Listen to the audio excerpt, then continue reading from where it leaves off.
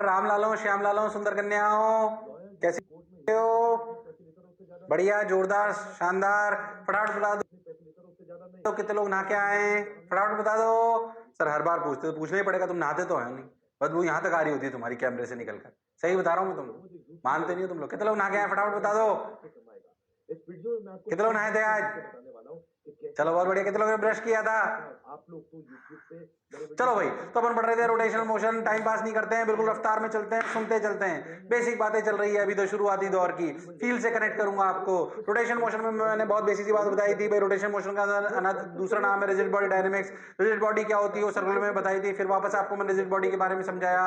Rigid body के समझाने के बाद मैंने आपको उसकी डेफिनेशन को पूरा आपको अवगत कराया उसके रिजिड बॉडी से। फिर मैंने आपको भी बताया कि सर्कुलर और रोटेशन में क्या अंतर होता है। फिर मैंने आपको एक और चीज बताई थी बीच में, याद करो, कि भाई रिजिड बॉडी के मोशन को 3 हिस्से में तोड़ा गया। प्योर ट्रांसलेशनल, प्योर रोटेशनल और कंबाइंड ट्रांसलेशनल प्लस रोटेशनल। इस चैप्टर का अपना पूरा जो फोकस जाएगा धीरे धीरे करके वो होगा pure rotational plus combined translational plus rotational में। पर उसके पहले हमें बहुत सारी बातें सीखनी पड़ेगी जो हम धीरे धीरे सीखेंगे और इस शानदार चैप्टर को भी जबरदस्त करके बताएंगे। ओके सर, अब चलो एक और डेफिनेशन छोटी छोटी समझते हैं, जिसे अपन कहते हैं क्या, एक्सिस ऑफ रोटेशन।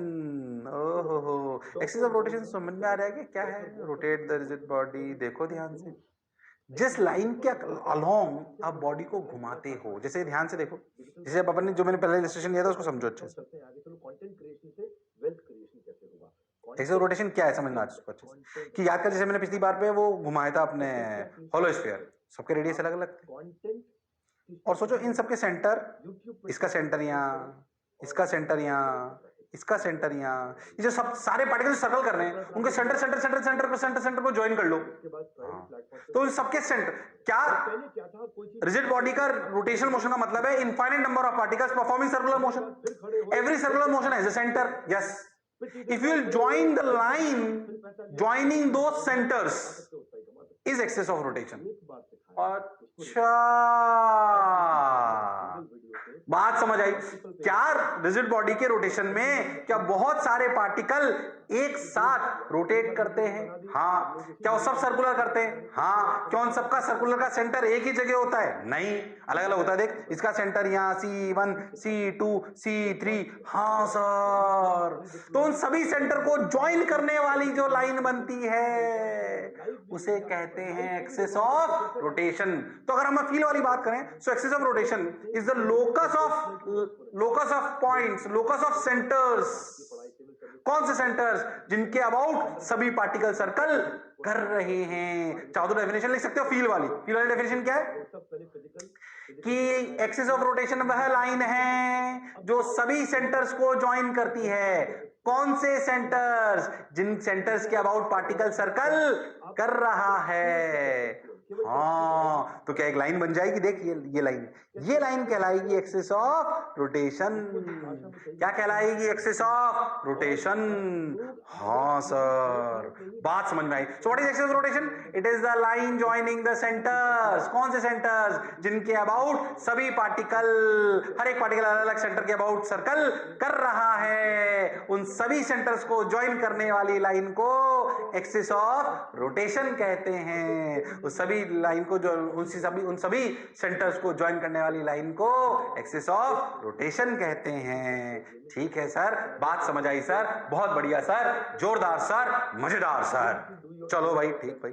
अच्छा देखो, अब देखो ये बॉडी घूम रही है तीनों अलग तरीके से। एक ही बॉक्स है या तीनों अलग तरीके से घूम रहा है? हाँ सर, बिल्कुल अलग तरीके से घूम रहा है। अब तो खुद सोच इनकी एक्सिस ऑफ रोटेशन कहां कहां होगी। ध्यान से देख, तीनों के रोटेशन समझ में आ रहे होंगे। देख, इमेजिन कर, फिर तीनों के अलग अलग आ जाएंगे। अभी इमेजिन करना है, कुछ उतारना नहीं है इसमें। इमेजिन कर एक्सिस ऑफ रोटेशन, क्या ऐसी लाइन जिसमें सब सेंटर घूम रहे हो? देखो देखो देखो, 3D में समझ में आ रहा होगा। देखो देखो, ये देखो। अब identify the axis of rotation, इसकी बोलो, इसी एक्सिस ऑफ रोटेशन किधर है बोलो। सोचो, इमेजिन करो एक्सिस ऑफ रोटेशन कहां है। हाँ देख, ये वाली। क्या तुमने भी यही सोचा था? अरे क्या तुमने भी यही सोचा था? हाँ सर, बिल्कुल यही सोचा। उतारने की जरूरत नहीं है, फील करनी है। एक्सिस ऑफ रोटेशन क्या है भैया? जब बॉडी घूम रही हो तो भाई कौन सी ऐसी लाइन है जिसपे सारे सेंटर लाई कर जाएं, उसे क्या बोलेंगे? Axis of rotation. क्या फील आई? एनिमेशन से और बढ़िया आ रही होगी, बढ़िया एनिमेशन बनाए, हाँ भाई जोरदार शानदार, ये बात याद रखनी है एकदम। अच्छा एक्सेस रोटेशन आ गई सर। आप सोचते हो मैं सिखाता हूं, कोई देखने नहीं आता है, तो उसका एक तरीका है, 0 से 1 मिलियन कैसे जाएंगे, और एंड में बताऊंगा मोनेटाइज। अब क्या करें, सुनते चलें, बढ़ते चलें, आगे चलें। तो पहली चीज क्या है, ओहो इसकी बताओ, एक और आएगा देखो अभी, चल जाओ इसकी बताओ। ये सोचो एक्सेस रोटेशन कैसे होगी, सोचो सोचो सोचो, इमेजिन कर लिया क्या? अरे इमेजिन कर, एक्सेस ऑफ रोटेशन क्या है? It is the locus of, it is the locus of it is a line joining all the centers जिसके अबाउट पार्टिकल सर्कल कर रहे हैं। देख ये आ गया इसकी एक्सेस ऑफ रोटेशन। हाँ सर समझ आ रही है, बिल्कुल आ रहा है। ओ हो इससे मत डरना, through the centroidal axis parallel to the bread, ऐसे ही डराने वाले टर्म्स से अपने मन में अपने को फील आनी है, फील आनी चाहिए, फील आएगी तो सवाल अपने आप होंगे। हाँ सर समझ आया सर, अच्छा भी लगा सर। बोलो इसकी किधर है, देखो सब लोग बताएंगे, सोचो सोच लो, आने वाली है बस सोच लो, इमेजिन कर ली, अरे सोच लो, अरे सोच लो, यस आ गई, लो क्या यही सोची थी। तो एक्सिस ऑफ रोटेशन, उसमें सर्कल में सेंटर होता था क्योंकि एक ही पार्टिकल होता था। यहाँ पे रिजिड बॉडी है तो बहुत सारे पार्टिकल हैं पर सब सर्कल कर रहे हैं, तो सबका सेंटर अलग अलग हो सकता है। उन सेंटरों को ज्वाइन करने वाली लाइन क्या कहलाएगी? Axis of rotation. इसको लिख लेना, क्योंकि रिजिड बॉडी मोशन में क्या there are infinite circles, therefore might be infinite centres, if might be infinite centres, line joining those centers is basically axis of rotation, is basically axis of rotation। Okay sir, ऐसे देखते हैं, बहुत बढ़िया sir, अच्छा लगा, सुंदर लगा, बहुत मजा आया। जैसे दरवाजे का देखो, दरवाजे की जो हिंज होती है, देखो क्या है, दरवाजे की हिंज के अबाउट ही सारे पार्टिकल, जब आप दरवाजा खोलते हो तो हर पार्टिकल सर्कल करता है ऐसे। देख ये भी अलग करेगा, ये भी अलग करेगा, ये भी अलग करेगा, इसका सर्कल ऐसे होगा, इसका सर्कल ऐसा होगा, इसका सेंटर यहाँ होगा, इसका सेंटर यहाँ होगा। इन सबको ज्वाइन करने वाली लाइन क्या कहलाएगी? Axis of rotation.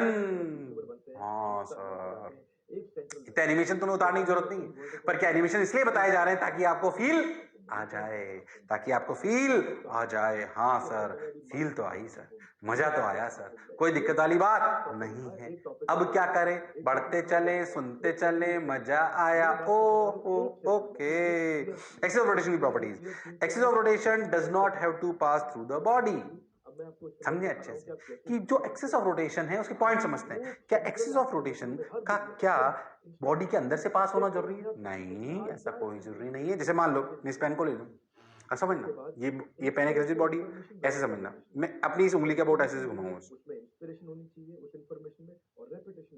तो सोच के देख इसका हर पार्टिकल क्या इस वाली लाइन पे सेंटर लाई कर रहा है उनका? हाँ, यानी कि एक्सिस ऑफ रोटेशन अलग है। क्या बॉडी के बाहर है? हाँ, तो क्या एक्सिस ऑफ रोटेशन बॉडी के बाहर हो सकती है? बिल्कुल हो सकती है। पहले हम समझ एक्सिस ऑफ रोटेशन क्या है। It is the line joining all the centres जिनके अबाउट पार्टिकल सर्कल कर रहे हैं। क्या इसका बॉडी के अंदर होना जरूरी है? नहीं, ये बाहर भी हो सकती है और अंदर भी हो सकती है। ओके सर, लो भाई ये बाहर हो गई, मैंने एक और इलस्ट्रेशन दिया था वो भी आपको समझ में आया। लो भाई क्या अंदर भी हो सकती है। ओके ध्यान समझो। अब उसने क्या बोला, axis of rotation does not have to be fixed. इसको समझने का प्रयास करो, देखो कैसे, जैसे मैं आपको समझाता हूँ, ध्यान समझ। जब टायर चलता है तो सोच क्या ये एक्सिस ऑफ रोटेशन कहलाएगी एक तरीके से, क्योंकि घूमता भी और चलता भी है। क्या इस वाली लाइन के अलोंग क्या सब ऐसे सर्कल सर्कल करते हैं? तो एक्सिस ऑफ रोटेशन तो यही कहलाएगी। पर ध्यान से देख, एक्सिस ऑफ रोटेशन तो सीधा चल रहा है। क्या एक्सिस ऑफ रोटेशन का फिक्स होना जरूरी? नहीं, ये वो लाइन है जिसके अबाउट सारे पार्टिकल सर्कल कर रहे हैं रिजिड बॉडी के। हाँ, उन सभी सेंटर्स को ज्वाइन करने वाले। हाँ, क्या वो खुद भी चल सकती है? हाँ, टायर में होता है ऐसा। अरे हाँ, आगे आएगा, पर अभी याद समझ लो कि क्या हो रहा है। अच्छा, तो एक्सिस ऑफ रोटेशन फिक्स्ड हो ऐसा जरूरी नहीं है। जब body combined translational plus rotational करेगी तो ऐसा हो, ऐसा बिल्कुल कंपल्शन नहीं है। Okay sir, got your point sir, बात समझ आई सर, मजा भी आया सर। ओके, और देखो तो ठीक है, तो मैंने आपको समझा दिया, मैंने आपको टायर से समझाया बहुत अच्छे से। ठीक भाई, axis of rotation does not have to be perpendicular to the surface plane of the object. मतलब जैसे मान लो कि एक डिस्क ऐसे, ये मेरा मोबाइल देखो ऐसे, ये ऐसे घूमे, देख इस एक्सिस के अबाउट, इसके अबाउट,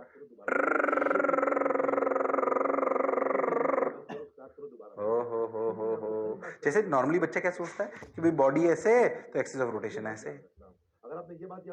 तो उसने क्या बोला, axis of rotation does not have to be perpendicular to the surface of the plane of the object. सोच, क्या ये सरफेस है? हाँ। क्या एक्सिस ऑफ रोटेशन इसके परपेंडिकुलर होना जरूरी है? नहीं। क्या वो इसके प्लेन में भी हो सकती है? हाँ। हाँ सर, जो अभी अपने अपना गेट घुमाया था, देख गेट में भी क्या एक्सिस ऑफ रोटेशन उसी प्लेन में है, उसके परपेंडिकुलर हो ऐसा कोई जरूरी नहीं है। ये मिथ है, ये कोई ऐसी कोई चीजें नहीं कि साहब ये कोई फॉर्मूले हैं। ये मिथ है एक्सिस ऑफ रोटेशन के बारे में कि axis of rotation is always perpendicular to the body. ऐसा कोई जरूरी नहीं है। क्या axis of rotation plane of the body में भी हो सकती है? जैसे कि घूमता हुआ नजर आ रहा है, अगर डिस्क ऐसे तो ऐसे एक्सिस है उसी के प्लेन में, हाँ उसके परपेंडिकुलर थोड़ी। हाँ, तो एक्सिस ऑफ रोटेशन बॉडी के अंदर से पास करे ऐसा जरूरी नहीं है। एक्सिस ऑफ रोटेशन फिक्स्ड हो ऐसा भी जरूरी नहीं है। एक्सिस ऑफ रोटेशन बॉडी के परपेंडिकुलर हो ऐसा भी जरूरी नहीं है, वो प्लेन में भी हो सकती है। तो पहले हम समझे एक्सिस ऑफ रोटेशन क्या होती है। सभी सेंटर्स को ज्वाइन करने वाली लाइन होती है, वो बॉडी के अंदर हो ऐसा जरूरी नहीं है, वो फिक्स्ड रहे ये भी जरूरी नहीं है, वो बॉडी के प्लेन में हो ऐसा भी जरूरी नहीं है, सॉरी बॉडी के परपेंडिकुलर हो ऐसा भी जरूरी नहीं है, वो परपेंडिकुलर भी हो सकती है, प्लेन भी हो सकती है। अच्छा सर, बात तो आपकी समझ आई तो आगे बढ़ो और सुनो। देखो भाई, अब सुन ले, कुछ नहीं फालतू की बातें, फटाफट फॉर्मूले रिवाइज कर लो ताकि मैं आगे की कहानी आपको सुना पाऊं। ऐसे ही मैंने फॉर्मूले डाल दिए बीच में ताकि तुम्हें याद रहे। क्या एक्सिस ऑफ रोटेशन समझ में आई? हाँ। क्या सर्कुलर रोटेशन में डिफरेंस पता पड़ा? हाँ। प्योर रोटेशनल, प्योर ट्रांसलेशनल और कंबाइंड ट्रांसलेशनल प्लस रोटेशनल में क्या एक बेसिक अंतर समझ में आया? हाँ। रिजिड बॉडी क्या होती है समझ आया? हाँ। ये बातें मैं अभी तक आपको बता चुका हूं। अब ये पीछे के फॉर्मूले कौन से देख, डिस्प्लेसमेंट से डिफरेंशिएट करो वेलोसिटी आती है, उतारना नहीं कुछ भी, वेलोसिटी से डिफरेंशिएट करो एक्सेलरेशन आता है। अगर एक्सेलरेशन कांस्टेंट हो तो तीन फॉर्मूले आते हैं, ध्यान से समझो। v equal to u plus at, s equal to ut plus half of t square, v square minus u square बराबर 2s। ये आप सब लोग जानते हो, फटाफट ऐसे ही दिखा रहा हूं, काम आएगा इसलिए बता रहा हूं। ऐसे अगर सर्कुलर में बात करो तो कहानी बिल्कुल सिंपल चलती है। थीटा को डिफरेंशिएट करो तो ओमेगा आएगा, एंगुलर स्पीड। ओमेगा को डिफरेंशिएट करो तो अल्फा आएगा, और हम अल्फा को ए टेंजेंशियल, दो तरह के एक्सेलरेशन होते हैं इसलिए कह रहा हूं सर्कुलर रिवाइज करके आया, पिछले टर्म बोला था मैंने, दो तरह के एक्सेलरेशन होते हैं, ए रेडियल और ए टेंजेंशियल। अल्फा रिलेटेड होता है ए टेंजेंशियल से, और अगर अल्फा कांस्टेंट हो तो फॉर्मूले लगाए जा सकते हैं जो आप जानते हो। v equal to r omega formula आप जानते हो, अपने a tangential equal to, a tangential alpha tangential नहीं, a tangential equal to r alpha आप जानते हो। Centripetal acceleration v square by r आप जानते हो। Arc length equal to r theta आप जानते हो। और अगर अल्फा कांस्टेंट हो तो जैसे v बराबर u प्लस एटी होती है, इक्वेशन लगा सकते हैं। ये सब बातें अपन बहुत डिटेल में पढ़ चुके हैं, फटाफट मैंने रिवाइज कराया ये एहसास कराने के लिए कि पढ़ना है भाई, इनके बिना आगे कहानी चलने वाली नहीं है। अब मैं आपको एक इंपॉर्टेंट पड़ाव की तरफ ले जाना चाहता हूं। मैं कहानी को किधर कनेक्ट करूंगा पहले समझो। जैसे मान लो मैं आपको बोलूं कि, एक बात समझो अच्छे से, मान लो मैं आपको बोलूं कि, क्या बोलूं ध्यान समझना, मैं आपको बोलूं कि एक बॉडी है 10 किलो और एक बॉडी है 5 किलो की। मैं सबको बोलूं किसको हिलाना मुश्किल है, किसको हिलाना मुश्किल? आप बोलोगे सर 10 किलो को। क्या ये एहसास आपको मास से हुआ? किसको हिलाना मुश्किल है सर? 10 किलो को। क्या ये आपने एहसास मास से करा? मास देख के समझ गए। तो मास एक पैरामीटर जो है बताता है कितना मुश्किल है इसको हिलाना। बात सही। अब सोच, मान ले मैं बोलूं इस 10 की वेलोसिटी 2 मीटर पर सेकंड और इसकी वेलोसिटी मान लो 20 मीटर पर सेकंड, तो सोच इसकी काइनेटिक एनर्जी। अब मैं बोलूं ये स्टेजेस हैं दो, ठीक। अब मैं तुझे बोलूं किसमें ज्यादा एनर्जी लगी होगी, तो तू मास से कंपेयर करेगा कि काइनेटिक एनर्जी से? काइनेटिक एनर्जी से। तो तू क्या करेगा, हाफ 10 इंटू 2 स्क्वायर, इसमें हाफ 5 इंटू 20 स्क्वायर, तो ये हो गया 5, 2 2 जा 4, 4 5 जा 20 जूल। और ये हो गया 20 का स्क्वायर 400 इंटू 200 इंटू 5। बोलो क्लियर? क्या बहुत ज्यादा आया? भले वो 5 किलो का मास है, 10 मीटर पर सेकंड, कंफ्यूज मत हो कैलकुलेशन, ज्यादा नहीं रखते हैं, 10 लेते।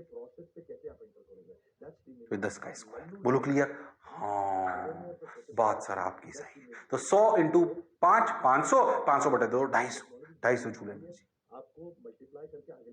भले इसका मास कम है पर इसमें एनर्जी ज्यादा चाहिए क्योंकि इसकी काइनेटिक एनर्जी ज्यादा है। तो किसी चीज को हिलाना कितना मुश्किल है, किससे जज करते हो? मास से। किसी चीज में कितनी एनर्जी है वो किससे जज करते हो? काइनेटिक एनर्जी से। हाँ सही बात। कहानी क्यों ऐसे सुना रहा हूं तेरे को बाद में समझ आएगा, अभी धीरे धीरे। अच्छा, अब समझ, तू घर पे सिलेंडर है तेरे, तेरी मम्मी ने बोला कि बेटा जा सिलेंडर लेके आ, खत्म हो गया। ठीक भाई, तू सिलेंडर बांटने वाला, डिलीवरी वाला, ओके। और सिलेंडर वाला आता है आता है आता है आता है। जब याद करो कभी सिलेंडर वालों को देखा हो तुमने, गैस सिलेंडर वालों को लाते हुए, तो कभी कभी कुछ तो ऐसे उठा के लाते हैं, कुछ ऐसे लुढ़का के लाते हैं। अच्छा, अब वो जो घर में सिलेंडर उसको सोच, तू ऐसे घुमा, ऐसे, ठीक। एक दूसरा तरीका, उसको ऐसे घुमा, देख। सिलेंडर को घुमाने की बात कर रहा हूं। सिलेंडर को तो एक तो ऐसे घुमा, जमीन पर ऐसे लुढ़का, एक दो सिलेंडर को ऐसे ऐसे घुमा जैसे दूसरा लगे, ऐसे देख, ऐसे। बोल किसमें ज्यादा कष्ट होगा, सोच के बोल। कॉमन सेंस की बात कर रहा हूं। अगर हम सिलेंडर को ऐसे लुढ़काएं जमीन पे, एक तरीका। हाँ सर, ऐसे ऐसे बिल्कुल सिंपल सिंपल ऐसे ऐसे लुढ़काएं। एक अपन सिलेंडर को ऐसे ऐसे करें, ऐसे, फिर एक अपन उसको ऐसे करो, सर्कुलर है तो ऐसे ऐसे लुढ़काएं। बोलो क्लियर है एकदम? अरे हाँ ना बोलो भाई, अरे सोच लो, अरे पक्का। सिलेंडर वही, पर सोच, घुमाने का कष्ट अलग अलग।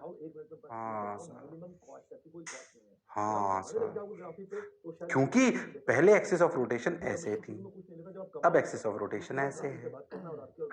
क्या हमने एक्सिस ऑफ रोटेशन के ओरिएंटेशन को चेंज कर दिया? यानी कि किसी भी चीज को चलाने में मास से जजमेंट लेते थे, ओके। पर किसी भी चीज को घुमाने के लिए क्या कष्ट एक्सिस ऑफ रोटेशन पे भी डिपेंड कर गया? If you change the orientation of axis of rotation, अगर सोच आप इसको ऐसे की बजाय ऐसे घुमा घुमा के लाओ तो कष्ट अलग हो जाएगा। हाँ सर, तो if you have to rotate a body, if you have to चलाओ अ बॉडी, देन ऑब्वियसली कितना कष्ट होगा मास से जज कर लेंगे। But if you have to rotate a body, क्या कष्ट, घुमाने का कष्ट क्या डिपेंड करेगा उसकी एक्सिस ऑफ रोटेशन का ओरिएंटेशन क्या है, एक्सिस ऑफ रोटेशन कैसे है? हाँ, बात आपकी सही है। अब समझ, इस कंक्लूजन पे आने के लिए कि कौन सा पैरामीटर होगा जो ये बताएगा कि कष्ट ज्यादा है कि कम है, उसकी तरफ अपन बढ़ना चाह रहे हैं। ये बात समझ में आएगी, घुमाने के लिए कष्ट एक्सिस ऑफ रोटेशन पे डिपेंड कर जाता है। भले सेम बॉडी हो, सिलेंडर को अलग तरीके से घुमाओगे तो कम कष्ट होगा, अलग तरीके से घुमाओगे तो ज्यादा कष्ट होगा, यानी कि एक्सिस ऑफ रोटेशन पे डिपेंड कर गया। एक ही बॉडी पे घुमाने के लिए अलग अलग कष्ट। हाँ, एक ही बॉडी को घुमाने के लिए अलग अलग कष्ट। ओ हो, बात तो सही है। अब सुनना अच्छे से। अगर सेम बॉडी को ओमेगा से घुमाना हो तो कैसे घुमाएंगे, इस बात पे ताकत का फर्क पड़ता है। कष्ट का एहसास लीनियर मोशन में हमें मास से होता है, मास ज्यादा तो कष्ट ज्यादा। ओ हो, यानी कि अगर मैं सिलेंडर को ओमेगा ऐसे ऐसे घुमाऊं तो कष्ट अलग है, ऐसे ऐसे घुमाऊं तो कष्ट अलग है, ओके। वो एक्सिस ऑफ रोटेशन पे डिपेंड करता है। क्या लीनियर मोशन में ये कष्ट, चलाने वाला कष्ट, क्या मास से पता पड़ जाता है? तो इसमें कैसे पता पड़ता है, ध्यान से देखो। अगर किसी बॉडी को रोटेट कर, मैंने हिंदी में ऐसे लिखा था, नोट्स बिल्कुल नोट्स वाली लाइनें ला रहा हूं। अगर किसी उसी बॉडी को रोटेट करना है तो कष्ट का एहसास किससे होता है, जो भी मैंने पूछा कैसे होता है, उसको समझने के लिए बात की प्रक्रिया को समझो। देखो, अब क्या चीज ज्यादा, तो घुमाने का कष्ट ज्यादा। क्या है वो चीज जिससे पता पड़े कि यार ये चीज ज्यादा तो घुमाने में कष्ट ज्यादा? ओ हो, ध्यान समझ में। अब मान लो कि आपका सिलेंडर था ऐसे, एक बार आप सिलेंडर को ऐसे घुमा रहे थे, एक बार आप सिलेंडर को ऐसे घुमा रहे थे, ऐसे ऐसे, है ना, ऐसे। हाँ सर, बात तो आप सही कह रहे हो, ऐसे करके घुमा रहे थे, तब उसकी एक्सिस ऑफ रोटेशन ऐसे हो गई, ये यूं ट्विंग ट्विंग ट्विंग। हाँ सर, अब सोच, मान लो कि मैं ऐसे भी ओमेगा से घुमाऊं और मैं ऐसे भी ओमेगा से घुमाऊं, तो दोनों में ओमेगा तो सेम हो गई। हाँ, अब सोच, जिस सिस्टम में काइनेटिक एनर्जी ज्यादा हो गई, क्या उसको घुमाने में कष्ट ज्यादा हुआ होगा? हाँ, क्योंकि ताकत ज्यादा, ताकत सिनोनिम तो एनर्जी का है ना। सोच मैं सिलेंडर को ऐसे 10 रेडियन पर सेकंड से घुमाऊं या ऐसे 10 रेडियन पर सेकंड से घुमाऊं, दोनों में ओमेगा तो सेम है, पर सोच जिस सिस्टम में काइनेटिक एनर्जी ज्यादा हुई, क्या उसको ज्यादा एनर्जी देनी पड़ी होगी, मतलब कष्ट ज्यादा हुआ होगा। हाँ, यानी कि कष्ट को अपन लाएंगे काइनेटिक एनर्जी से। कैसे? सुन, समझ अच्छे। देखो इधर देख, मान लो कोई बॉडी घूम रही है ऐसे इस एक्सिस के अबाउट, तो सोच ऐसे घूम रही है, इसमें बहुत सारे पार्टिकल, ध्यान सुनना, एक बॉडी है जैसे घूम रही है, m1 particle, m2 particle, mn particle, बहुत सारे पार्टिकल, ध्यान समझना आप अच्छे से। क्या ये सभी, अगर ये बॉडी पूरी ऐसे ओमेगा से घूम रही है, तो क्या इस पार्टिकल की रफ्तार ऐसे ओमेगा r1 है? क्या इस पार्टिकल की ऐसे रफ्तार ओमेगा r2 है? क्या ऐसे बहुत सारे पार्टिकल हैं, क्या इसकी रफ्तार ओमेगा rn है? सब पार्टिकल्स की क्या सेम है? ओमेगा। क्या सेम है? ओमेगा। सब पार्टिकल की क्या सेम है सर? ओमेगा सेम है। अगर सब पार्टिकल की ओमेगा सेम है तो सबकी रफ्तार अलग अलग है, omega r1, omega r2, omega r3। अगर मैं इस पूरी बॉडी की काइनेटिक एनर्जी लिखूं तो क्या लिखूंगा? हाफ m1 v1 स्क्वायर, ये v1, half m2 v2 square, ये v2, half m1 vn square. ठीक है, तो अपन v1 v2 लिख लेते हैं। हाफ m1 v1 कितना? अरे v1 कितना? अरे v1 कितना sir? v1 omega r1, omega square r1 square, plus half m2 p2 कितना sir? Omega r2 and so on. अब सोच, क्या ओमेगा स्क्वायर सब में कॉमन है? क्या हाफ सब में कॉमन है? हाँ, अंदर क्या बचा? m1 r1 square plus m2 r2 square and so on. अब ध्यान से समझो, अगर बॉडी को मैं अलग अलग एक्सिस के अबाउट घुमाऊंगा सेम ओमेगा से, तो ये क्वांटिटी तो सेम रहेगी, पर क्या ये क्वांटिटी अलग अलग होगी? If you will change the axis of rotation, क्या दिस क्वांटिटी विल चेंज? जितनी ज्यादा ये क्वांटिटी होगी, क्या उतना कष्ट इस ओमेगा पे लाने के लिए करना पड़ेगा? हाँ, बात तो सही है सर, बात तो सही है सर। इस पैरामीटर को बोला गया मोमेंट ऑफ इनर्शिया। ओहो, क्या ये एक्सिस ऑफ रोटेशन में डिपेंड करता है? हाँ, क्योंकि अगर एक्सिस ऑफ रोटेशन चेंज कर दोगे तो क्या r1 r2 चेंज हो जाएंगे? हाँ, r1 r2 चेंज हो गए तो क्या m1 r1 square plus m2 r2 square change हो जाएंगे? हाँ, इस क्वांटिटी को बोलते हैं मोमेंट ऑफ इनर्शिया I, और इसे लिखा जाता है sigma mi RI square. Unit होती है kg metre square, scalar quantity होती है। क्या? Moment of inertia. Moment of inertia feel करो, जैसे मास के लिए सोचते थे कि मास ज्यादा तो हिलाना मुश्किल, ऐसे ही सोचो मोमेंट ऑफ इनर्शिया ज्यादा तो घुमाना मुश्किल। हाँ सर, फील ऐसे करो कि अगर किसी बॉडी का मोमेंट ऑफ इनर्शिया ज्यादा है तो उसको घुमाना मुश्किल है, जैसे हम सोचते थे कि मास ज्यादा है तो उसे चलाना मुश्किल है। हाँ सर, फील तो आई। सो मोमेंट ऑफ इनर्शिया ज्यादा मतलब घुमाना मुश्किल। उसका formula MI/RI square, M1 R1 square. R1 कहां से दूरी? एक्सिस ऑफ रोटेशन से परपेंडिकुलर दूरी। इसका मतलब अगर एक्सिस ऑफ रोटेशन चेंज कर देंगे तो क्या R1 R2 चेंज हो जाएंगे? तो क्या मोमेंट ऑफ इनर्शिया चेंज हो जाएगा? क्या किसी भी एक बॉडी का मोमेंट ऑफ इनर्शिया सेम होता है कि अलग अलग? क्या इस एक बॉडी का मोमेंट ऑफ इनर्शिया सेम होगा कि अलग अलग? अलग अलग हो सकता है। ऐसे घुमाओगे तो अलग होगा, हाँ, ऐसे घुमाओगे तो अलग होगा, ऐसे घुमाओगे तो अलग होगा। एक ही बॉडी का मास तो एक ही है, पर मोमेंट ऑफ इनर्शिया अलग अलग है, जो डिपेंड करता है एक्सिस ऑफ रोटेशन पर। हाँ सर, and moment of inertia gives you the idea how much difficult it is to rotate the body. It's a feel वाली डेफिनेशन। यह हमें एहसास कराती है कि कितना मुश्किल है बॉडी को घुमाना। ज्यादा आई मतलब घुमाना मुश्किल। अरे हाँ सर, बोलो थोड़ी थोड़ी फील आई क्या? सोच के देखो, क्या moment of inertia depends on axis of rotation? Yes. क्या depends on shape and size of the body? हाँ, अगर सर्कुलर हुआ तो दूरियां अलग अलग होंगी, कोन हुआ तो अलग अलग होंगी, स्क्वायर प्लेट हुआ तो अलग अलग होंगी। हाँ, एक ही मास हो पर सोच उसकी स्क्वायर प्लेट बना दे सोच के देख, सेम मास हो मान लो, पर स्क्वायर प्लेट बना दें, किसी की रिंग बना दें, किसी का डिस्क बना दें, सोच सेम मास है, एम एम एम दोनों सबके सेंटर भी एक्सिस ऑफ रोटेशन ले लो, पर सोच फिर भी सेम मास है तो क्या सबकी m1 m2 या m3 की दूरियां अलग अलग हो सकती हैं? हाँ। तो सबका आई अलग अलग हो सकता है? हाँ। इसका मतलब क्या, शेप और साइज पर डिपेंड करता है? हाँ। क्या वो डेंसिटी पर डिपेंड करता है? हाँ। डेंसिटी ज्यादा तो m1 m2 बड़े बड़े हो जाएंगे। हाँ। शेप एंड साइज पर डिपेंड करता है, डेंसिटी पर डिपेंड करता है, एक्सिस ऑफ रोटेशन पर डिपेंड करता है।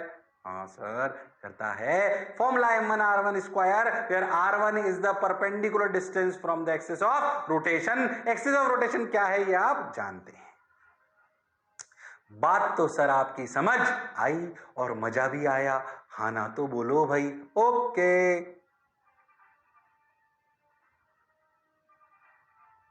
गॉट योर पॉइंट सर, बहुत बढ़िया, मौज आ रही है। तो चलो आगे। कष्ट से समझाया मैंने, काइनेटिक एनर्जी निकलवाना सिखाई आपको, पर काइनेटिक एनर्जी समझाया कि देख सेम ओमेगा लाने के लिए जितना ज्यादा कष्ट होगा उतना मोमेंट ऑफ इनर्शिया ज्यादा होगा। अब सही बताऊं, 1-1.5 लेक्चर्स के आसपास अब ये मोमेंट ऑफ इनर्शिया निकालना ही सीखेंगे अपन। सोच कि अगर तू एलएम पढ़ सकता था क्या बिना मास के?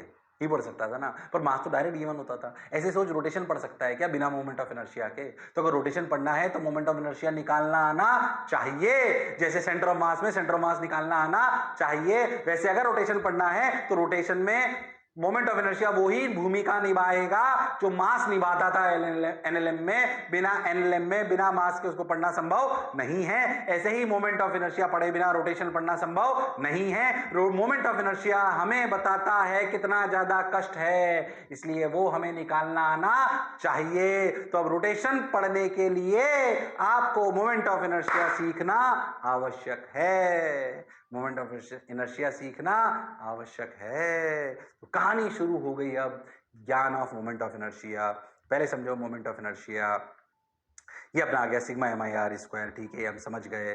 ध्यान से देखो किस किस बातों पर डिपेंड करता है। इट डिपेंड्स ऑन मास, जाहिर सी बात है। क्या वो मास पर डिपेंड करता है? हाँ। क्या वो डायमेंशन पर डिपेंड करता है? हाँ। क्या वो शेप और साइज पर डिपेंड करता है? हाँ। क्या वो एक्सिस ऑफ रोटेशन पर डिपेंड करता है? हाँ। जो रोल मास ने एनएलएम में निभाया वही role moment of inertia rotation में निभाता है। इन पॉइंट्स को आप लिख लो। कुछ और इनकी इंपॉर्टेंट बात आई अभी इतना लिख लो। हाँ सर, फटाफट उतार लो इसको, फटाफट उतार लो इसको, फटाफट उतार लो इसको।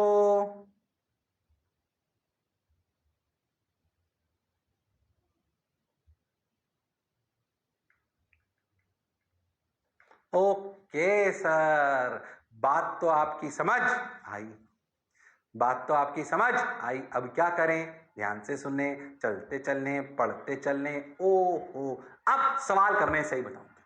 सवाल थोड़ी रफ्तार में कराऊंगा क्योंकि अब प्योर बेसिक, मतलब आपको बेसिक गणित टाइप चीजें आएंगी। अब बेसिक पर आना चाहिए भैया, फॉर्मूले भी याद होने चाहिए। बिल्कुल कंफर्म 110%, बिना फॉर्मूलों की बात नहीं बनेगी। अच्छा सर, ठीक सर, आ जाओ। हाँ समझ गए हम, बहुत बढ़िया। Unit kg metre square, always positive क्योंकि स्केलर क्वांटिटी है। और moment of inertia square of distance between mass and AOR, ये तो हमें समझ में आता ही है। क्या moment of inertia is directly proportional to R square. ऐसे ही लिख लो, बस इन तीनों को लिख लो, ये तो फालतू की जाते हैं, तो समझ में आ ही रहा है। हाँ, यूनिट पॉजिटिव होगा हमेशा और स्केलर क्वांटिटी मैं बोल चुका हूँ, अब लिख लो फटाफट एक बार। बोलो क्लियर है? बोलो क्लियर है यहां तक? हाँ सर, हाँ सर, तो आ जाओ।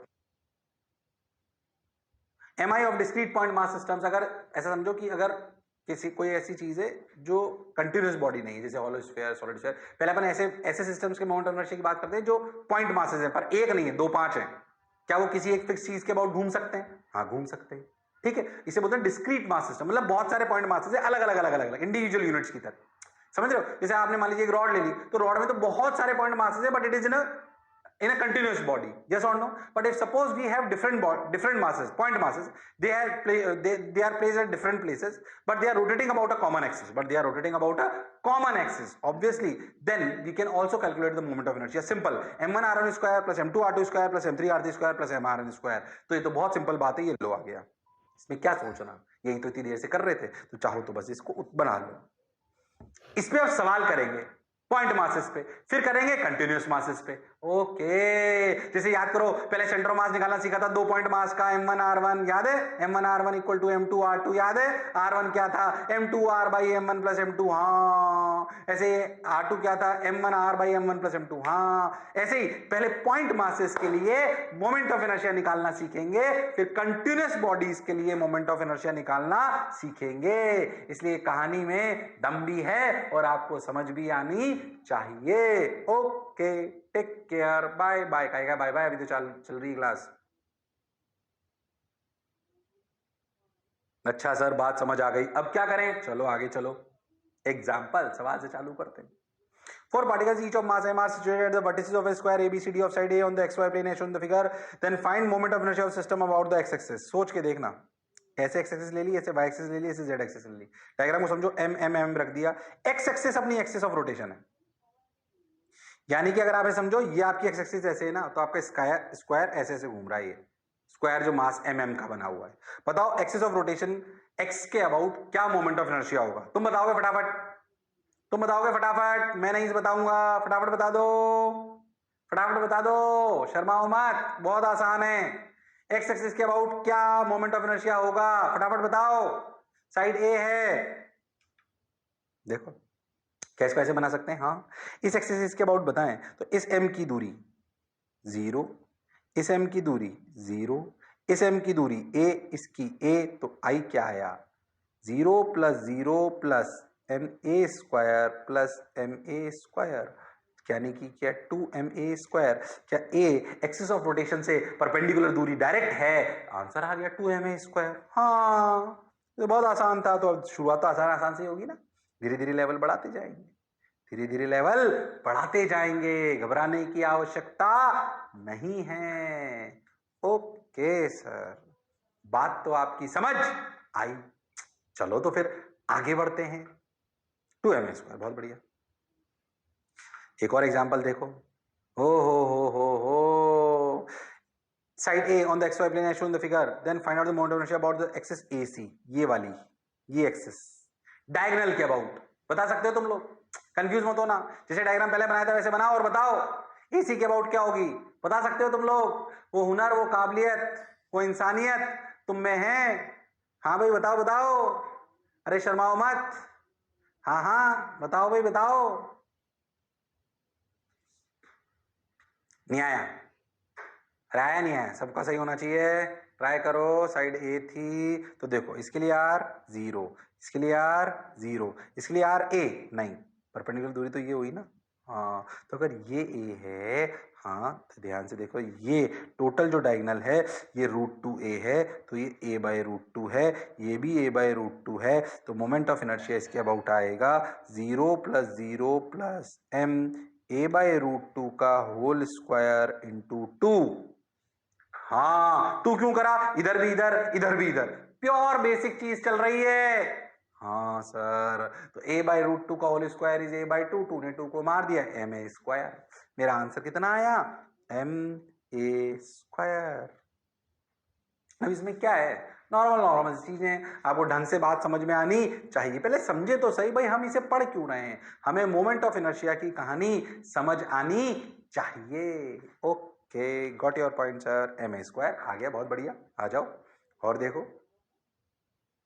हो अब देखो ये वाली एक्सिस, कौन सी एक्सिस है? देखो ये ध्यान से, ये वाली एक्सिस देखो, बीच से पार हो रही है और परपेंडिकुलर है, मतलब जेड एक्सिस के पैरेलल है पर सेंटर से पास कर रही है।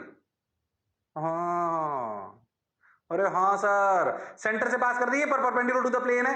हाँ बताओ, अरे बताओ, अरे बताओ, ऐसे है, देखो ध्यान से देखो डायग्राम को, तुम ऐसे बताओ, अरे बता सकते हो तुम लोग, वो हुनर, वो काबिलियत, वो इंसानियत तुम में है। रफ्तार में पढ़ा रहा हूं क्योंकि बेसिक बातें चल रही है, अब दिमाग चलाओ, चलो फटाफट फटाफट प्रैक्टिस करनी है, अब थोड़ी देर प्रैक्टिस करनी है, रफ्तार तेज रखो, शर्माओ मत, रफ्तार तेज रखो।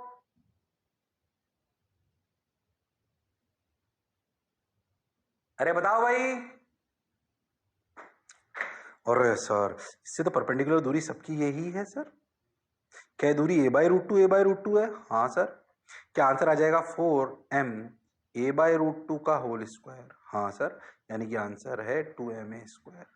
सब लोग समझो ये कैसे आया। क्या चारों पार्टिकल बराबर दूरी पर है? क्या परपेंडिकुलर दूरी ये a/√2 ही है? हाँ, ये एंगल 90 तो हुआ एक्सिस से। अरे हाँ सर, एक्सिस से तो 90 डिग्री हुआ।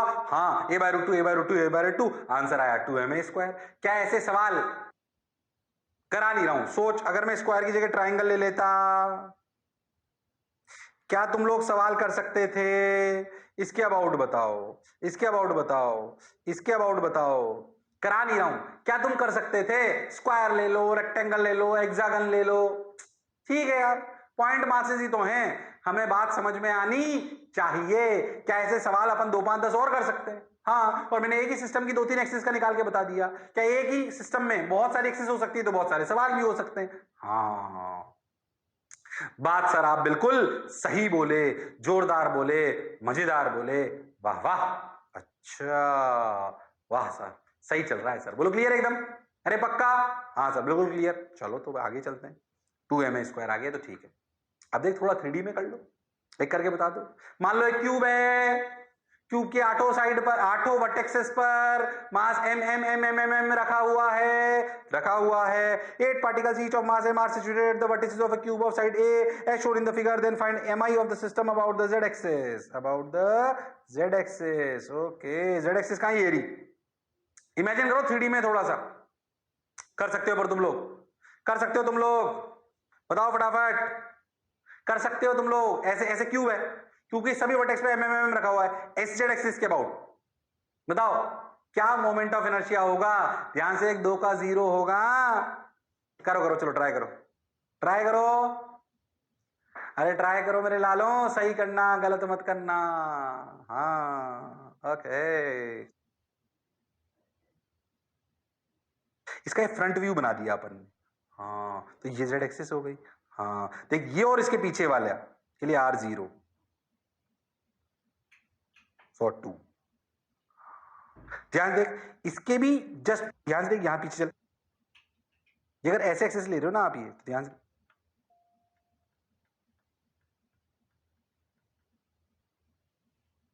देखो, ये जो आप एक्सेस ले रहे हो, देखो ये इस वाली एक्सेस से ये पार्टिकल की, इनको नंबरिंग कर देते हैं 1 2 3 4 5 6 7 8। देख 1 और 4 के लिए r0 है, ध्यान से देखना जो कह रहा हूं उसको समझना, और ध्यान से देखना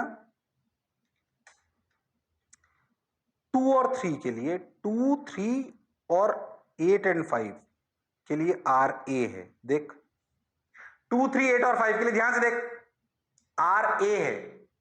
हाँ, और ध्यान से देख 6 और 7 डायगोनल है, इनके लिए r√2a है। ये डायगोनल नहीं हूं तो एक्सिस से परपेंडिकुलर दूरी, एक्सिस से परपेंडिकुलर दूरी, सेंटर के अबाउट घूमेगा ना, एक्सिस से परपेंडिकुलर दूरी, तो √2a ही ना। हाँ, यानी कि 2 0 पर हैं, 4 a पर हैं, और 2 √2a पर हैं। अब बताओ ये फिजिक्स है कि इमेजिनेशन है? सर ये तो इमेजिनेशन है जो कि प्रैक्टिस से आती है, जितना ज्यादा सीखोगे, जितनी ज्यादा मास्टर की बात मानोगे, उतना बढ़िया करोगे। हाँ सर, बात तो सर आप सही कह रहे हो, मैं सही कहता हूं, तू मेरी सुनता नहीं है बस। अरे हाँ ना तो बोलो। हाँ सर सही है सर, सही जा रहे हो। लो भाई, तो आंसर आ जाएगा। अब देखो ये इसका ऐसे देखना, आंसर कैसा है। ओहो, लिखो आंसर। 2 तो 0 हो गया, 4 में a² तो 4ma², और 2 में √2 है, ये वाला √2 है, ठीक है। तो 2 इंटू m √2a का होल स्क्वायर। ओके, तो ये हो गया 4ma², ये हो गया 4ma², यानी कि आंसर आ गया 8ma²। ओहो हो, आंसर कितना आया? 8ma², 8ma²। ओके, बहुत बढ़िया, बहुत सुंदर, बहुत मजा आया, वाह वाह। चलो भाई, हो, ये अब तुम होमवर्क में लिख लो। होमवर्क मैं नहीं करा रहा, होमवर्क में लिख लो। क्यूब ले लो, क्यूब के सेंटर से पास कर रही है ओ डैश। होमवर्क और आंसर बता रहा हूं सर, सबको करना है, गड़बड़ नहीं करेगा कोई भी। समझ में आ गया सवाल? ये वाली एक्सिस है, ये वाली, ठीक। आंसर है 4ma²। सब लोग सही करेंगे, मास्टर नहीं बताएगा, ये सवाल आपन खुद करेंगे। हाँ सर, ध्यान से देख, तो 5-7 सवाल करा दिए मैंने आपको पॉइंट डिस्क्रीट मास सिस्टम के। डिस्क्रीट मास सिस्टम मतलब पॉइंट मास, टक टक टक टक टक टक टक टक टक। हाँ हाँ, बात तो सर आप सही कह रहे हो। अरे मैं सही कहता हूं भाई, बोलो क्लियर है? अरे सोच लो, अरे पक्का। मोमेंट ऑफ इनर्शिया क्यों निकालते हैं उसकी इंपॉर्टेंस सिखाने के लिए यहां तक पढ़ाया मैंने आपको। अब मोमेंट ऑफ इनर्शिया सिखा रहा हूं आपको। अच्छा सर, क्लियर है सर, बहुत बढ़िया सर, सुंदर सर, जोरदार सर, मजेदार सर, वाह वाह सर। अब सुन, अच्छा ठीक है भाई। एम आई ऑफ, अब एक्चुअली क्या है, ये थे डिस्क्रीट मास सिस्टम्स। कैसे थे? Discrete mass systems.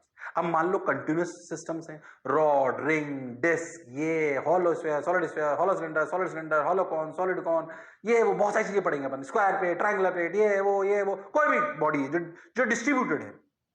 अगर उसका इस बॉडी के अबाउट मोमेंट ऑफ इनर्शिया लिखना हो तो कैसा करें? क्या इस बॉडी के अनंत छोटे छोटे छोटे छोटे टुकड़े कर दें? कर दिए साहब। उसमें से एक छोटा टुकड़ा लें, डीएम। हाँ, उस डीएम की दूरी मान लो एक्सिस ऑफ रोटेशन से आर है, तो उसका मोमेंट ऑफ इनर्शिया क्या आर स्क्वायर डीएम है? क्या ये छोटा सा moment of inertia D I है? क्या इसे दोनों तरफ इंटीग्रेट कर लें तो क्या आई आ जाएगा? हाँ, दोनों तरफ क्या कर लें? इंटीग्रेट। ओके, तो आई का फॉर्मूला ये आ जाए। ये फॉर्मूला कंफ्यूज मत होना, जो आप कर चुके वो ही हो कि अगर डिस्ट्रीब्यूटेड बॉडी है, पर हमने तो एम आर स्क्वायर पढ़ा है छोटी छोटे डिस्क्रीट मास सिस्टम्स के लिए। हाँ सर, तो क्या करें? उस बॉडी को अनंत भागों में तोड़ दें। इससे डरना मत, ये तुम जानते हो। उसको अनंत भागों में तोड़ दें और हर एक छोटे छोटे टुकड़े का मोमेंट ऑफ इनर्शिया लिखें। उस हर छोटे छोटे अनंत टुकड़ों का मोमेंट ऑफ इनर्शिया लिखने का तरीका होता है सांप।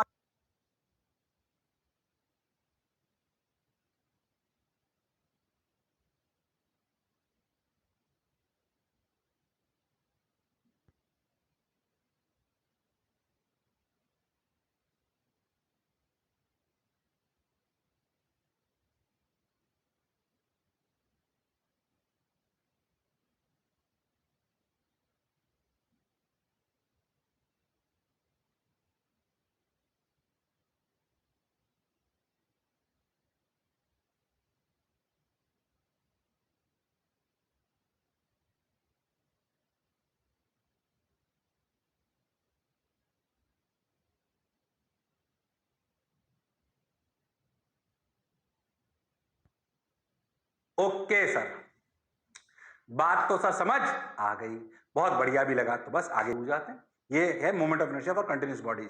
सबसे पहली बॉडी कौन सी आएगी? देखो भाई, आ गई। ये तो अपन जो जानते हैं वही है, axis of rotation, shape and size, moment of inertia depends on, ये अपन पहले भी पढ़ चुके हैं। Shape and size, density of the material, कोई मास वाली बात हो गई, distribution of mass related to the axis of rotation. ये ध्यान से देखो तो वही मतलब है, depends on axis of rotation. Moment of inertia depends on mass distribution of a given geometry related to the chosen axis. Logical है, ये लिखा चुका हूं, वापस आएगा, परेशान मत हो। अब सुन, कंटिन्यूस बॉडी का सबसे पहला एग्जांपल, एक घूमती हुई रॉड ऐसे। हाँ, ऐसे घूमती हुई रॉड ऐसे। अब याद कर, क्या ये रॉड का हर मास इस एक्सिस से सेम दूरी पर है कि अलग पे? दे बोल, सेम दूरी पे कि अलग पे? बोल, सेम दूरी पे कि अलग पे? अरे बोल, अरे बोल। सर अलग अलग दूरी पर। देख, ऐसे घूमती हुई बॉडी जब ये होगी, ऐसे एक्सिस की एक्सिस होगी, तो क्या इसका हर मास अलग अलग दूरी पर होगा? हाँ, कर सब सर्कल रहा होगा, तो अगर इसके अनंत टुकड़े करूं तो हर टुकड़े का आर अलग अलग है। हाँ, इसमें एक मास है, दो मास है कि अनंत है? अनंत है। अच्छा, कभी ऐसा मत कर लेना। कैसा? बताता हूं सर, एक काम करो, अपन ऐसा सेंटर ऑफ मास पढ़ा था सर? हाँ सर, पढ़ा था सर। एक काम करो, रॉड का सेंटर कहां होता है सर? बिल्कुल सेंटर पे, ठीक है ना? तो सर देखो, इस बॉडी को ऐसे रिप्लेस कर दो मोमेंट ऑफ इनर्शिया के लिए। सर पूरा मास एम सेंटर ऑफ मास पे रख लो। अब देखो सर, अगर पूरा मास सेंटर ऑफ मास पे रख लें तो क्या इसका आई हो गया एम आर, एम आर, और सर सेंटर ऑफ मास कितनी दूरी पर है सर? यार एल बाई टू पर। तो क्या सर मोमेंट ऑफ इनर्शिया हो गया एम एल बाई टू का होल स्क्वायर। भाई साहब, ये अन्याय है, अनर्थ है। ऐसे नहीं करना मोमेंट ऑफ इनर्शिया लिखने में। याद रखना कि पूरी बॉडी को सेंटर ऑफ मास से रिप्लेस कर दिया और सेंटर ऑफ मास की दूरी लिख दी। एक्सिस ऑफ रोटेशन से। ये गलत तरीका है, क्योंकि ये आर के नहीं, आर स्क्वायर के प्रोपोर्शनल है। वहां पे याद कर m1r1 प्लस m2r2 चलता था, यहां पर m1r1 square plus m2r2 square चलता है। हाँ, इसलिए ये टेक्निक यहां पे काम नहीं करती। कौन सी टेक्निक काम नहीं करती? कि you can replace body by a point mass at centre of mass and calculate the distance of centre of mass from axis of rotation and write down. ऐसे नहीं कर सकते आप कि आई ऐसे नहीं लिखते, M total into R C O M square. ये रॉन्ग तरीका है, ये गलती करते हैं, इसलिए बता रहा हूं कि ये गलती करनी नहीं है। जो जनरली बच्चे गलती कर देते हैं वो ध्यान रखना, ये गलत तरीका है। अच्छा सर, सर गलत तरीका तो बता दिया, सर सही तो बताओ। बिना सही बताए हम कैसे कर पाएंगे? तो समझ आ गया सर, ऐसे तो नहीं कर सकते। क्यों? क्योंकि ये आर स्क्वायर के प्रोपोर्शनल है। अब फिर से बेसिक पे चलते हैं। रॉड को तोड़ने का तरीका क्या? रॉड को अनंत भागों में तोड़ लेना चाहिए, रॉड को अनंत भागों में तोड़ लेना चाहिए। आ जाओ भाई, ये घूम रहा है देखो। हाँ, अब क्या करें? देखो भाई, रॉड को तोड़ने का तरीका क्या था, याद करो। ऐसे अनंत भाग में तोड़ो, छोटे छोटे छोटे छोटे छोटे छोटे छोटे छोटे दिखाई दे रहा है, छोटे छोटे छोटे छोटे छोटे छोटे छोटे छोटे। हाँ सर, इसको हम कैसे तोड़ते थे? एक्स पे जाके dx। और हाँ सर, ये बनाना है अब तुमको। रॉड को कैसे तोड़ लिया? एक्स पे जाके dx। क्या ये, ध्यान से देखो, क्या m मास है l लेंथ में? मान लो रॉड का मास m और l ले लेते हैं, लेंथ ले लेते हैं l और मास ले लेते हैं m। बोलो क्लियर? हाँ सर।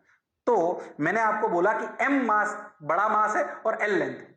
क्या m मास है l लेंथ में, तो क्या एक लेंथ में मास है m बाई एल, तो dx लेंथ में कितना मास है? m by L into D x. तो ये dm की वैल्यू कितनी है? m by L into D x. तो जो छोटा सा आपने x पे जाके छोटा सा एलिमेंट लिया dx, ओए क्यों बार बार नहीं चिल्ला रहा हूं x पे जाके dx? पहले सिखा चुका हूं सेंटर ऑफ मास में कि ऐसे तोड़ते हैं। जब भी तोड़ने की रॉड के बारे में फील आए तो आपको ये विचार आना चाहिए, तो आपको ये विचार आना चाहिए। तो m बाई एल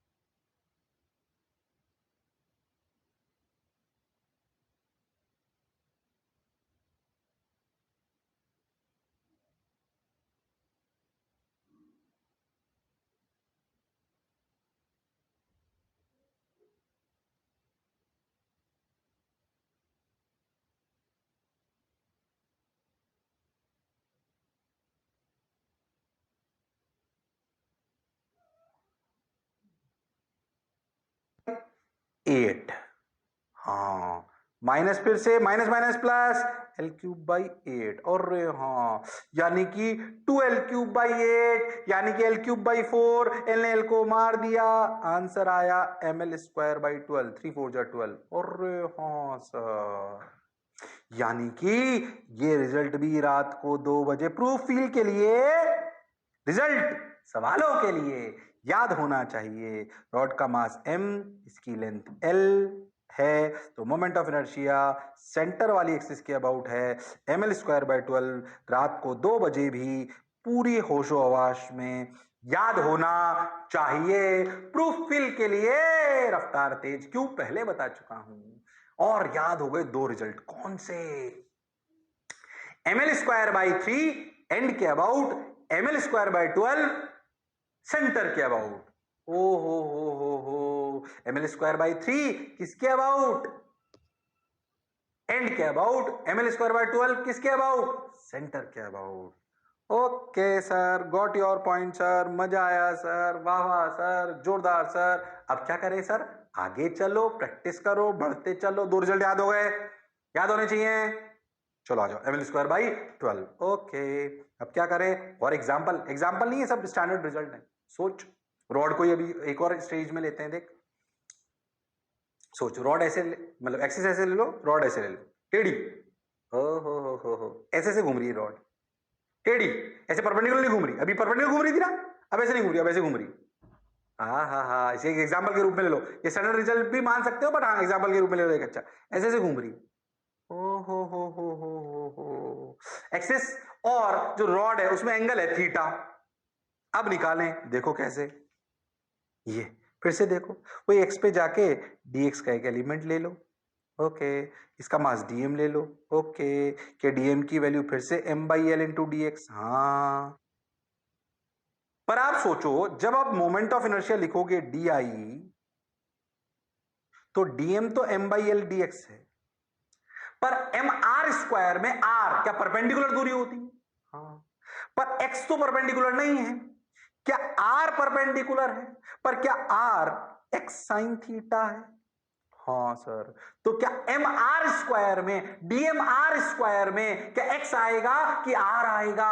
और r क्या x साइन थीटा है, तो आएगा x²। Square sine square theta. तो क्या डी लिखा गया m/l। थीटा तो कांस्टेंट है, अगर ऐसे चेंज करोगे वेरिएबल को तो थीटा थोड़ी चेंज हो रहा है, एक्स चेंज हो रहा है। Integration x square dx। Okay, limit x की कहां से कहां तक, रॉड कब चालू हो रही है, जब एक्स 0 है और ये एल है, तो आई की वैल्यू आएगी m/l sine square theta l³/3, यानी कि ml²/3 साइन स्क्वायर थीटा। क्या ये सही है? हाँ, क्यों? सोच, अगर हम स्पेशल केस ले लें, जब रॉड ऐसे हो जाए तो क्या थीटा की वैल्यू 90 हो जाए, तो क्या आई बराबर ml²/3 आ जाए। मतलब जो पढ़ा जो समझा वो बिल्कुल सही है, जो पढ़ा जो समझा बिल्कुल सही है। अरे हाँ सर, यानी कि अगर ये भी अपने को याद हो जाए तो मजा आ जाए। रॉड के 3 केस याद रख करने भाई, अच्छे सवाल अगर करने हैं तो केसेस याद होने चाहिए। फिर से बोल रहा हूं, प्रूफ फील के लिए करा रहा हूं, उनसे बहुत परेशान होने की जरूरत नहीं है, पर रिजल्ट याद होने चाहिए। रॉड के तीनों रिजल्ट समझो, ml²/3, ml²/12, ml²/3 sine square theta. हाँ हाँ, बोलो क्लियर है क्या? ml²/3 sine square theta. हाँ सर, समझ तो आया सर, बढ़िया तो लगा सर, मजा तो आया सर, पक्का? अरे सोच लो, अरे guaranteed? Yes sir, got your point. चलो क्लियर है, रॉड के तीनों केस खत्म जो याद होने चाहिए, विद प्रूफ सीखे हमने तो। ओके, आ जाओ अगला। आ गया भैया, तो आ गया, हो गया आंसर। चलो ml²/3 साइन स्क्वायर थीटा, आगे चलते हैं।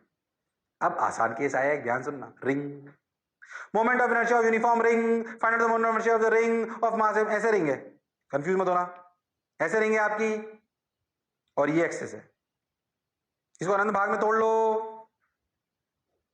अब ध्यान सुनना, अनंत भाग में अगर तोड़ो, हर भाग की दूरी कितनी है सर? आर। क्या every DM is at R distance? तो तोड़ने की क्या जरूरत है? सोच के देखो तो आप करते क्या हो, आप करते हो आई लिखते हो integration DM are square.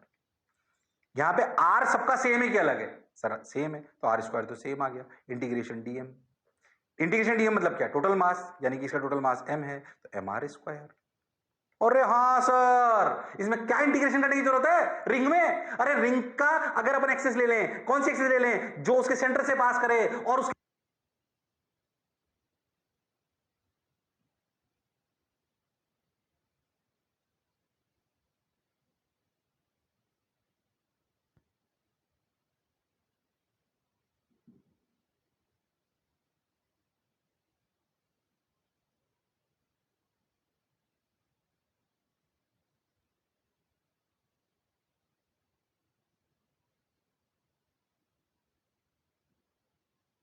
Perpendicular हो, जो रिंग के, यानी कि अगर अपन बहुत सीधे शब्दों में सोचें तो ऐसे रिंग है और ये ऐसे एक्सेस है, ये एक्सेस ऑफ रोटेशन है और इसका मास m है, तो इसका मोमेंट ऑफ इनर्शिया क्या होगा sir? Direct mr square. Integrate करने की जरूरत है क्या? नहीं, कॉमन सेंस है सर, सारा मास r दूरी पर ही तो है, r r r r r r, तो m total into r square.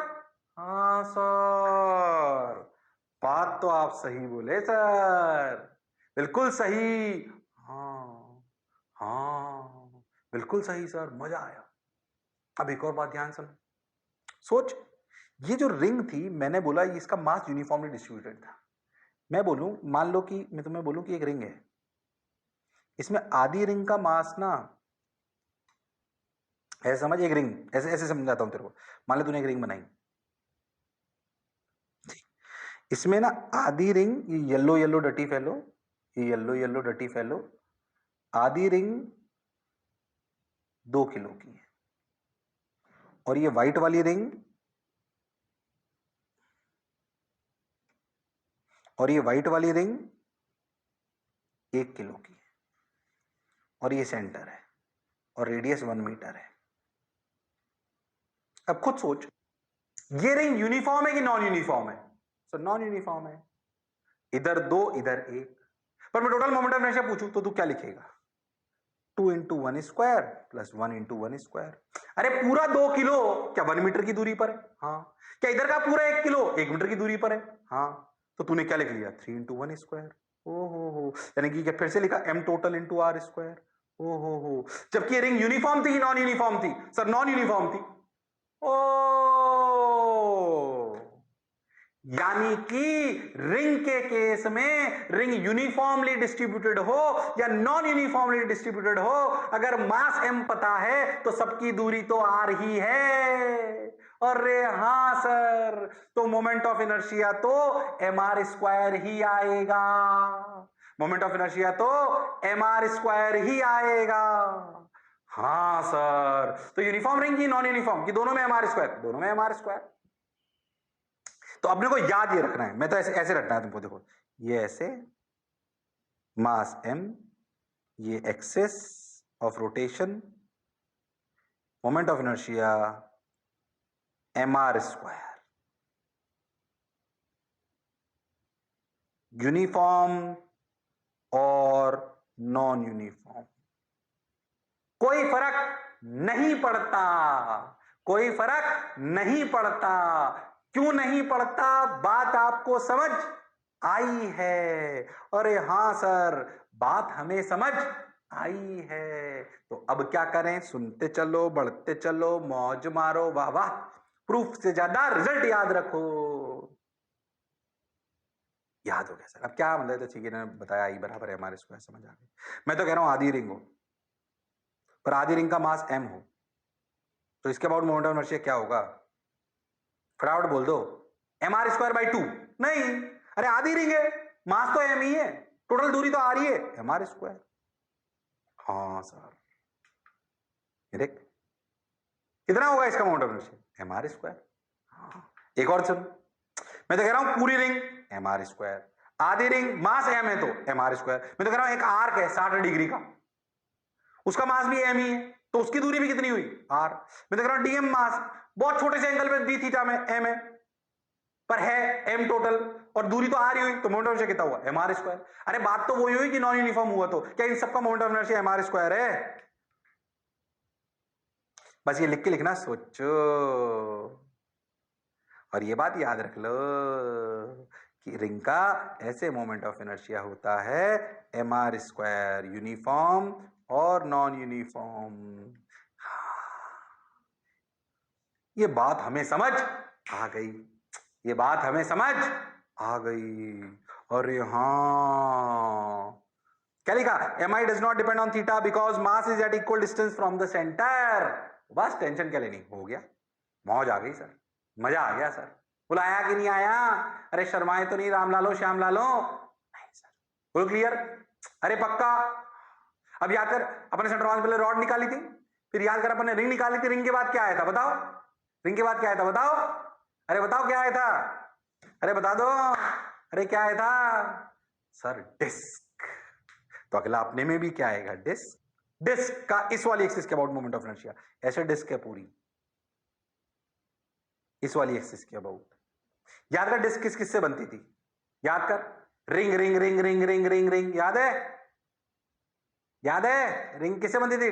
Ring ring ring ring, देख देख, ring ring ring ring ring ring, याद है?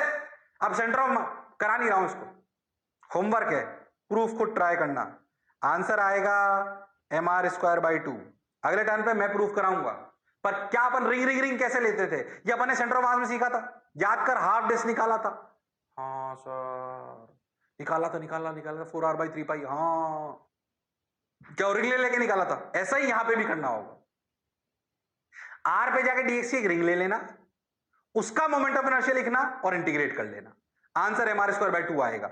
नहीं आए टेंशन मत ले, ट्राई तो कर, मैं कराऊंगा आपको, ये होमवर्क ट्राई करना है, ट्राई करो। आज का लेक्चर मैंने सही रफ्तार में लिया है, हाँ बिल्कुल सही सर, पर याद रखना मेन बात रिजल्ट्स हैं, प्रूफ फील के लिए हैं। बोलो क्लियर है एकदम? अरे सोच लो, तो ये अपन घर से ट्राई करके आएंगे। और आज के लेक्चर से अपन विदा लेते हैं। लड़ते रहिए पर पढ़ते रहिए, जोश और जुनून बनाए रखिए। तो फिर मिलते हैं इसी जोश और जुनून के साथ, तब तक पढ़ते रहिए। See you, sayonara, take care, bye bye.